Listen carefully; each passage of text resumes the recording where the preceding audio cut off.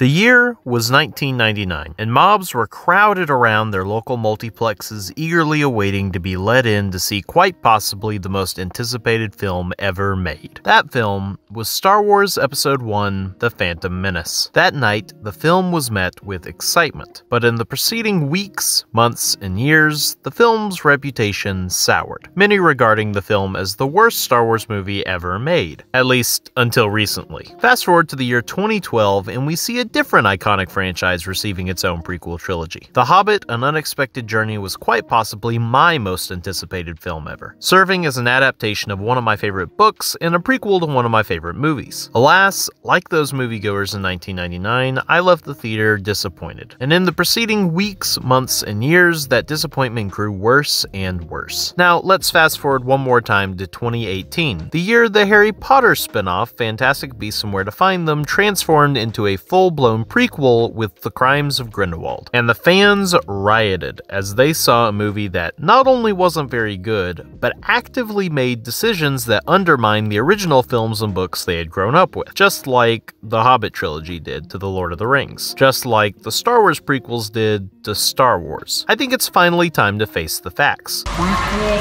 freaking suck. They are almost always a terrible, horrible, bad idea. Are you thinking about making a prequel to something? Stop.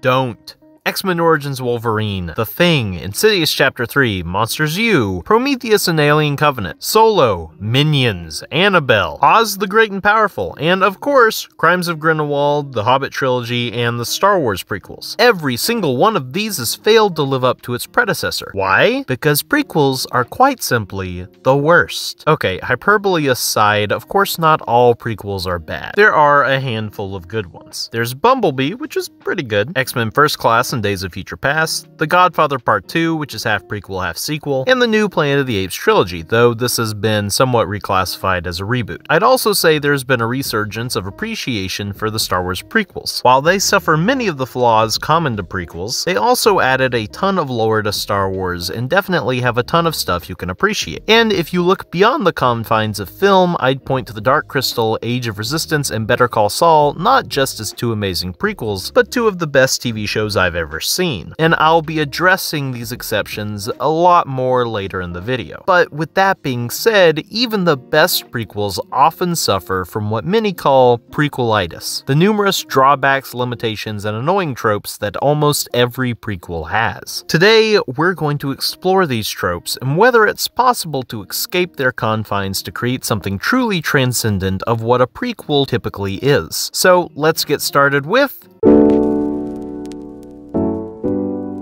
I'm the sort of person who likes to avoid spoilers as much as possible. There are plenty of people who can just enjoy the journey of a film or a show, but if I know how it ends, it can ruin the novelty of the experience for me. It's one reason I have a harder time getting into TV shows as opposed to movies. If I invest a ton of time into a show with a crappy ending, the whole thing doesn't really feel worth it. I think one of the biggest weaknesses that most prequels face is the fact that we already know how it's gonna end. We knew from The Phantom Menace that this little kid was gonna become Darth Vader, Obi-Wan and Yoda would survive, and this nice Padme lady? Yeah, she probably gonna die. We already know that Bilbo makes it out of the Hobbit fine. We know that Dumbledore is gonna beat Grindelwald. We know that the humans are gonna lose the war for the Planet of the Apes. And we know all the Gelfling are gonna die in Dark Crystal: Age of Resistance. Because we know the ending of the original story, and we know the ending of this story is the beginning of the one we've already watched. It can drain the proceedings of tension as we already have watched the next episode. Now, am I saying that knowing the ending of a story totally ruins any enjoyment that might be had in experiencing that story in its entirety? No. There's plenty of classic movies that I've always known the endings to because they're just common knowledge. But I still sat down to watch the whole movie start to finish to get the full experience. When I was a kid, I accidentally watched Star Wars movies completely out of order, but I still enjoyed all of them. And likewise, if a prequel is telling an interesting enough story, it will be enjoyable. For instance, instance, the heartbreaking knowledge of how Charles and Eric's friendship will end in X-Men First Class gives the entire film an extra sense of tragedy and tension that might not have been there if we hadn't already seen the original X-Men movies. However, that being said, knowing the ending can also spoil things a little bit. After watching the first season of The Dark Crystal: Age of Resistance, one of the best prequels I've ever seen, I decided to go watch the original movie. And if you've seen the original movie, you know that the bad guys of the prequel series win in the end. The main character of the movie is the last Gelfling, and the main characters of the prequels are all the Gelfling. And that kind of ruins the experience of the show for me. I've gotten invested into all of these characters in this amazing world, but do I really want to keep watching if I know that they're all just gonna die horrible deaths? I don't really care if the bad guys lose in the original movie. It makes everything they're setting up now feel totally pointless. Which brings me to my next point. Writing the sequels before you write the prequels severely limits what you can do with said prequels. You can't be fully free with your creativity without accidentally bumping up against the original films. If you introduce a bunch of important Jedi in the prequels, they all have to die before the original trilogy, otherwise you're left to wonder why on earth they wouldn't show up to help fight the Empire. Many prequels, such as the TV show Gotham, have to bend over backwards and backtrack in order to prevent their story from ending too quickly with the beginning of the story it's a prequel to. And if you introduce, say, a secret sibling for Dumbledore, now everyone is left to wonder why Dumbledore has two secret siblings and how this guy never came up in the entirety of Harry Potter. Most prequels I have seen are filled to the brim with all sorts of contradictions, questions, inconsistencies, and accidental plot holes. Like the fact that Bolivar Trask looks like this in X-Men The Last Stand, and then looks like this in Days of Future Past. Or like how technology seems to age backwards between Prometheus and Alien. Or why Wonder Woman shows up and saves the world in World War I, and then sits the rest of history out before she decides to just show up again in Batman vs. Superman. Or the fact that Bumblebee drives off to join the Autobots at the end of Bumblebee, even though they crash land to Earth for the first time some 20 years later in the original Transformers movie. Or why Legolas looks older in The Hobbit even though it takes place 60 years before The Lord of the Rings. Or how James McAvoy is supposed to look like Patrick Stewart in 10 years between Dark Phoenix and the first X-Men movie. In fact, these limitations are one of the reasons the new Planet of the Apes trilogy is technically a reboot and not a prequel. They played a little fast and loose with the timeline and decided to exonerate themselves from having to deal with the constraints of staying loyal to the original canon. But who cares about plot holes and inconsistencies? I can live with those so long as the movie is actually good. My point is that by making a prequel, you are severely limiting yourself creatively, and nowhere more so than in the character department. If your prequels feature characters that are in the original films, your characters have to wind up in the exact spot they begin in the original movies. Sometimes this can provide a nice trajectory for a character arc. We see the adventurous Bilbo Baggins in The Lord of the Rings, so The Hobbit is about him becoming adventurous. However, this can backfire when a character has to land in a certain place for the original movies to make sense, and if you don't execute that arc effectively, you wind up with a mess on your hands. We see the evil man Anakin is in the original trilogy, so by the end of the prequels, he has to become that man. But the way the prequels are structured, most of that arc is smushed into the final film, causing his arc to feel incredibly rushed. Anakin has one movie to go from being a Jedi to an evil Sith, and it just feels a little sloppy. The Clone Wars cartoons help make this arc more gradual, but if you haven't seen those, Anakin's arc feels sped up to accommodate where he's supposed to be in the original trilogy. Alternatively, many prequels don't seem to know how to get the main character to the spot where they are at the beginning of the original, and therefore give the same arc twice. Solo is a good example of this. At the beginning of A New Hope, Han is a selfish butthole who's gradually softened and learns to care about something bigger than himself. But in Solo, they can't just have him be a selfish jerk for the whole movie. So what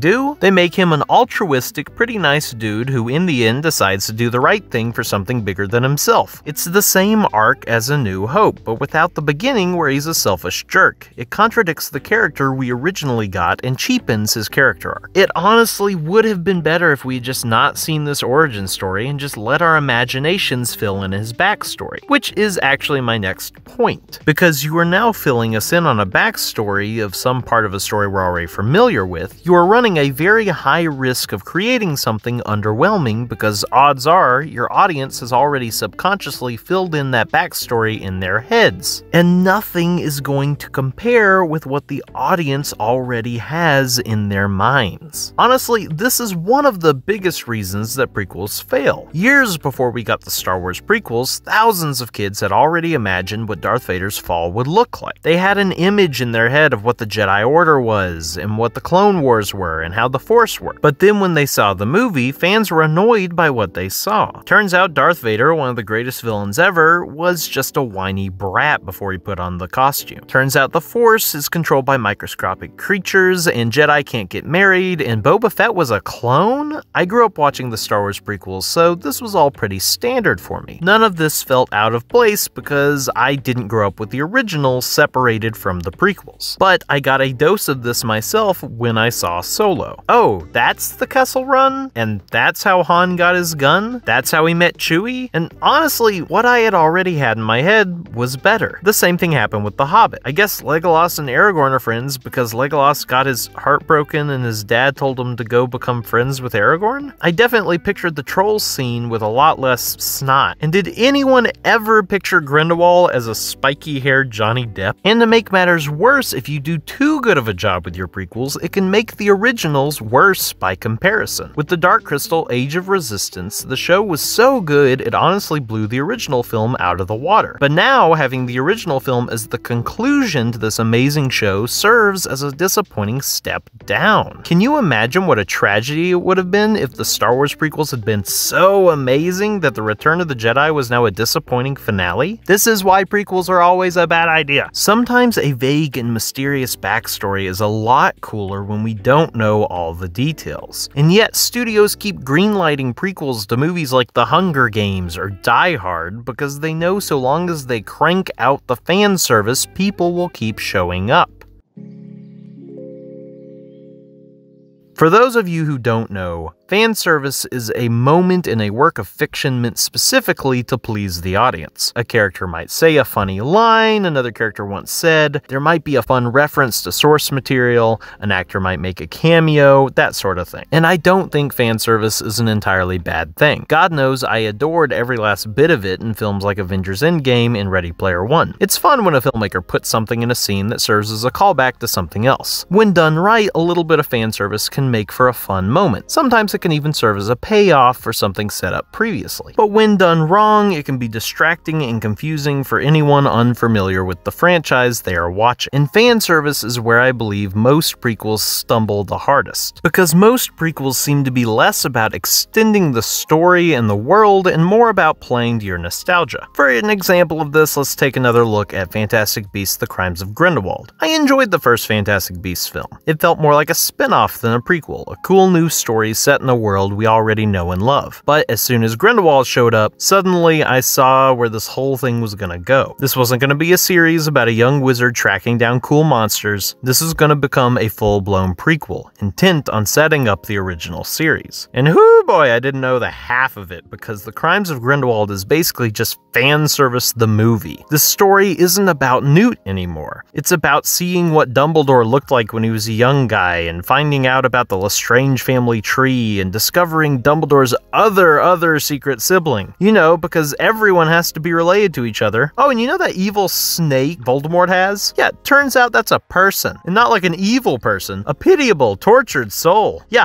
that'll teach you to cheer when Neville kills the giant snake. Snakes are people too. With this film, the filmmakers endeavored to answer every single question you never asked about Harry Potter and its history. And it is far from the only prequel that does this. Tell me, did you ever want to know how Han Solo got his last name? I know I didn't, but turns out it just is a cruel pun from some Imperial officer. Did you know his gun was a part of a sniper rifle? Now you finally understand why it has a scope. Now you know why the front of the Millennium Falcon has a notch in it. Now you know that Legolas used to be a huge jerk whose girlfriend was stolen by a sexy dwarf. I guess that's why he hates dwarves. And now you know that C-3PO was actually created by Darth Vader. You know, a protocol droid that can speak thousands of languages and is skilled at diplomacy was created by a slave boy to help his mother with slave tasks. There's no reason we needed to know that Randall from Monsters, Inc. hates Sully because he beat him in a game in college. There's no reason we needed to know how the Xenomorph was created. There's no reason we needed to know that Nick Fury's eye patch was because a cat scratched him, because that would be lame. And with each lame reveal, these prequels retroactively make the originals worse. Last time I trusted someone, I lost an eye. Oh, motherfucking! Why does everything in a prequel have to be connected to everything from the original content it was based on? Because fan service. Because Hollywood knows that when you see something and think, oh, it's that thing from that thing I like, you get a hit with a nice dose of nostalgia that tricks your brain into thinking, I like this. But this instead produces a hollow husk of a movie that cannot be enjoyed outside of the context of the original films. If a prequel is truly supposed to be a precursor to the original films, books, or shows that we love, then logically you should be able to watch the films in chronological order. But this dedication to fan service above story actively prevents that. So many moments in these shows and films we as an audience find significant are only significant because we've already seen the original films. Take Rogue One as an example. I actually really like the movie. But when you show that ending to someone who hasn't seen any of the other Star Wars movies, suddenly it makes no sense. Our main characters are already all dead, but then suddenly this secondary villain arrives and has this badass action scene that's given this huge sense of importance, and then the plans are sent off to this weird digital lady we've never met before who smiles and says, there's hope now. Yay? And while most prequels aren't that hard to access for newbies, they all feature moments like this. We have no reason to believe Legolas is important when he shows up on screen in The Hobbit, but his arrival is treated as significant. If you don't know who Grindelwald is or his history with Dumbledore, the ending of Fantastic Beasts is just confusing and leaves you thinking, oh, it's Johnny Depp after the big reveal. A little fan service here and there is fine, but when you are constantly relying upon a fan's knowledge of later films to understand the prequels, you have completely invalidated the point of having a prequel. Now it's just a sequel, albeit a lame sequel that doesn't actually continue the story. Honestly, there are so many prequels that drop the ball with lazy plots, horrible inconsistencies, and constant fan service with no attention to the story that I had completely written them off. That is, until I started watching a show called Better Call Saul. Alright, I admit, as stated at the beginning of the video, there are a handful of good prequels. X-Men First Class, The Godfather Part 2, Bumblebee, the new Planet of the Apes trilogy, The Dark Crystal Age of Resistance, and the best prequel I have ever seen, Better Call Saul, the prequel series to Breaking Bad. I'd also add to the list the original Hobbit book and Red Dead Redemption 2. While these are not TV shows or movies, they honestly do the whole prequel thing better than most. So what do all of these have in common? They have impeccable writing and directing, but many of them have some of the same qualities as bad prequels. They have fan servicey moments that an outsider wouldn't understand. Many of them create continuity issues for later installments. Most of them over-explain things that were never necessarily needed to be explained. So why do these stories work, whereas so many others fail? Is it because they're just better made? Well, that's certainly part of it, but not the whole of it. Let's take a look at Better Call Saul. Now, creating a prequel to Breaking Bad, possibly the best show ever created, is no small feat. And yet, as the show has continued, I've found that in some ways, it's even better. The writing, the directing, the story, it's magnificent. It deals with a lot of the same characters as Breaking Bad, bringing them back and giving them unnecessary origin stories, but very, very good origin stories. It would make fan servicey references, but they never stood out. Watching Better Call Saul seldom feels like you're watching the prequel to Breaking Bad, because it's not the prequel to Breaking Bad. Sure, it takes place earlier in Breaking Bad's timeline, and sure, it features some of the same characters and world, but the series isn't about leading into Breaking Bad. It's about Saul and his emotional journey. You could watch Better Call Saul and you would never need to watch Breaking Bad to understand it. Yes, there are references and callbacks, but none of them draw attention to themselves. I might watch and think, think, oh my gosh, it's Tuco, but to the uninitiated, he's reintroduced like he's a new character. Better Call Saul works because it's its own story, not just an extension of another. It's much more of a spin-off than a prequel. And this is the common thread amongst all good prequels. They aren't slaves to what came before. They do their own thing. The new Planet of the Apes movies aren't about a young Charlton Heston. They're about the collapse of civilization and a war between two species. Red Dead Redemption 2 isn't the story of a young John Marston, it's the story of Arthur Morgan and his journey. John is just a side character in his story. X-Men First Class isn't a movie devoted to explaining the origins of X-Men. It's a story about two friends slowly turning into enemies. Sure, the X-Men are formed in the movies, but that's not what it's about. And you can see this in the best parts of flawed remakes too. If Fantastic Beasts had just focused on telling the story of Newt, it could have been great. There's a fan-made cut of the Hobbit Trilogy called the Tolkien Cut, which strips away all of the Lord of the Rings references and everything but the original contents of the book. And you know what? It's much improved. And the Star Wars prequels are at their best when focused on telling the stories of Anakin and Obi-Wan's friendship. When the prequels take the chance to move in new directions, that's when they work amazingly well. So I still kind of hate prequels as a concept for all the reasons I stated previously. I just don't think they're generally good ideas. There's more room to explore new material in sequels or in entirely original content, but that doesn't mean that prequels always have to be bad. Prequels can be great. Prequels aren't at their best when they're filled with nostalgia bait or callbacks. Prequels aren't at their best when they're servicing a large fan base. Prequels are only at their best when they're devoted solely to telling a new story, a good story, in a familiar world. And if we must have prequels, I hope we get a few more prequels like that.